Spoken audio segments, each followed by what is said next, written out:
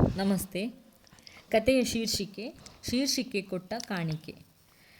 ಈಗಿನ್ನೂ 5ನೇ ತರಗತಿಯಲ್ಲಿ ಕಲಿಯುತ್ತಿರುವ ಶಂಕರ್ ಜಿಲ್ಲಾ ಮಟ್ಟದ ಚಿತ್ರ ಸ್ಪರ್ಧೆಯಲ್ಲಿ ಪ್ರಥಮ ಸ್ಥಾನ ಪಡೆದು ರಾಜ್ಯ ಮಟ್ಟಕ್ಕೆ ಆಯ್ಕೆಯಾಗಿರುವನು. ಪ್ರಥಮ ಬಾರಿಗೆ ರಾಜ್ಯ ಮಟ್ಟದಲ್ಲಿ ಸ್ಪರ್ಧಿಸುತ್ತಿರುವ ಶಂಕರ್ ಭಾಗವಹಿಸಲು ಬಹಳ ಕಾತುರದಿಂದ ಕಾಯುತ್ತಿದ್ದ ದಿನ ಬಂದೇ ಬಿಟ್ಟಿತು.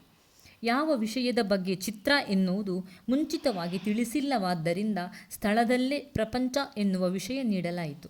ಶಂಕರ್ ನಿಗದಿತ ಸಮಯದಲ್ಲಿ ಚಿತ್ರವನ್ನು ಮುಗಿಸುವ ಸಲುವಾಗಿ ತನಗೆ ಸಾಧ್ಯವಾದಷ್ಟು ಬೇಗ ಅಷ್ಟೇ ಅಚ್ಚುಕಟ್ಟಾಗಿ ಬಿಡಿಸತೊಡಗಿದ. ಶಂಕರನ ಕುಂಚದಲ್ಲಿ ಪ್ರಪಂಚವು ಎದ್ದು ನಿಂತಿತು. ಅಬ್ಬಾ, ಎಷ್ಟು ಚೆನ್ನಾಗಿ ಮೂಡಿಬಂದಿದೆ! ಬಹುಮಾನ ಬಾರದಿದ್ದರೂ ನಾನು ಬಿಡಿಸಿದ ಚಿತ್ರ ನನಗೆ ತೃಪ್ತಿ ಕೊಟ್ಟಿದೆ, ಅಷ್ಟು ಸಾಕು ಎಂದು ಅಂದುಕೊಳ್ಳುತ್ತಾ ನೀರು ಕುಡಿಯಲು ಬಾಟಲಿಗೆಂದು ಕೈ ಹಾಕಿ ನೀರು ಕುಡಿಯುತ್ತಿರುವಾಗ ಕೆಮ್ಮು ಬಂದಂತಾಗಿ ಅಲ್ಲಲ್ಲಿ ನೀರು ಚೆಲ್ಲಿತು ಕುಂಚದಲ್ಲರಳಿದ ಪ್ರಪಂಚದ ಮೇಲೆ. ಶಂಕರ್ಗೆ ತಾನು ಮಾಡಿದ ಕೆಲಸವೆಲ್ಲ ವ್ಯರ್ಥವಾಯಿತು ಎಂದು ನೊಂದುಕೊಂಡ.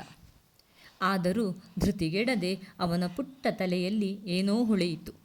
ಮನೆಯಲ್ಲಿ ಅಜ್ಜನ ಬಾಯಿಯಿಂದ ಕೇಳಿದ ಕತೆಗಳ ಕೆಲವು ಶಬ್ದಗಳನ್ನು ಹೆಕ್ಕಿ, ಈ ಸುಂದರವಾದ ಪ್ರಪಂಚ ಈಗ ಮಾನವನ ಅತಿಯಾಸೆಯಿಂದ ಹೀಗೆ ಹಾಳಾಗುತ್ತಿದೆ ಎಂಬ ಶೀರ್ಷಿಕೆ ಕೊಟ್ಟು ನೆಮ್ಮದಿಯ ನಿಟ್ಟುಸಿರು ಬಿಟ್ಟ. ಬಹುಮಾನದ ಆಸೆ ಹೊರಟು ಹೋಗಿತ್ತು. ಆದರೂ ಎಲ್ಲ ಸ್ಪರ್ಧಿಗಳಿಗೆ ತನಗೆ ಬಹುಮಾನ ಬರಬಹುದೇ ಎಂಬ ಒಂದು ಆಸೆ ಮನದ ಮೂಲೆಯಲ್ಲಿ ಇರುವಂತೆ ಇವನೂ ಕಾಯುತ್ತಿದ್ದ.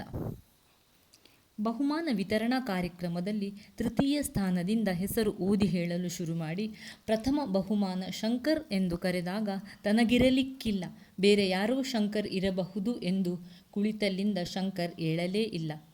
ಪುನಃ 2 ಬಾರಿ ಅವನ ಶಾಲೆಯ ಹೆಸರಿನೊಂದಿಗೆ ಕರೆದಾಗ ನಂಬಲಾರದ ಸ್ಥಿತಿಯಲ್ಲೇ ಹೋಗಿ ಬಹುಮಾನ ತೆಗೆದುಕೊಂಡು ಬಂದ. ಕಾರ್ಯಕ್ರಮ ಮುಗಿಸಿ ಹೊರಟಾಗ ತೀರ್ಪುಗಾರರಲ್ಲಿ ಒಬ್ಬರಾಗಿದ್ದವರು ಇವನನ್ನು ಕರೆದು, ನಿನ್ನ ಕೈಯಲ್ಲಿ ಅರಳಿದ ಚಿತ್ರ ನಿನಗೆ ಇಷ್ಟು ಸಣ್ಣ ಪ್ರಾಯದಲ್ಲಿ ಪ್ರಪಂಚ ಪ್ರಕೃತಿಯ ಮೇಲಿರುವ ಕಾಳಜಿ ನಿನ್ನನ್ನು ದೊಡ್ಡ ವ್ಯಕ್ತಿಯನ್ನಾಗಿ ಮಾಡಲಿ, ಒಳ್ಳೆ ಭವಿಷ್ಯ ನಿನ್ನದಾಗಲಿ ಕಂದ ಎಂದು ಹರಸಿದರು. ಧನ್ಯವಾದ.